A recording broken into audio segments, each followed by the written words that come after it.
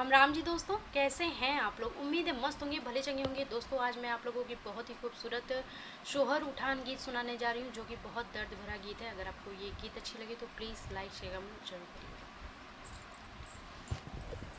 कहाँ बोलेला कोयलिया ता कहाँ पपिया बोले हो बहिनी, कहाँ तारोवे पातर तिरिया तानी दियो ना वेला हो बहिनी, कहाँ तारोवे पातर तिरिया तानी दियो ना वेला हो।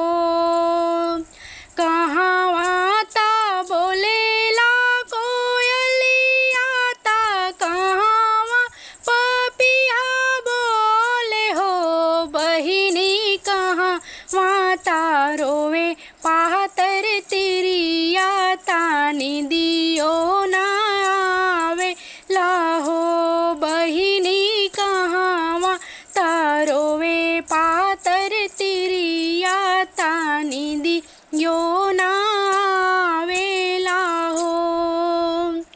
दुआरे पे बोलेला कोयलिया ता अंगने पपिया बोले हो बहिनी, से जिया पे बोले पातर तिरिया तानी दियो ना वेला हो बहिनी, से जिया पे रोवे पातर तिरिया तानी दियो ना वेला हो।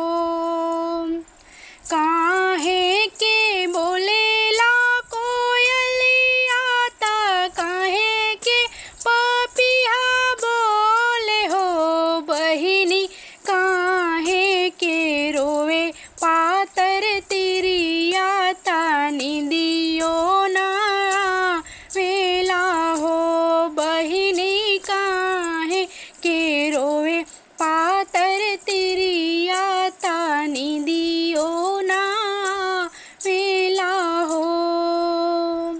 बाग बदे बोले ले कोयलिया खरियान बदे पपिया बोले हो बहिनी, लाल बदे रोवे तिरिया तानी दियो ना वेला हो बहिनी, लाल बदे रोवे तिरिया तानी दियो ना वेला हो।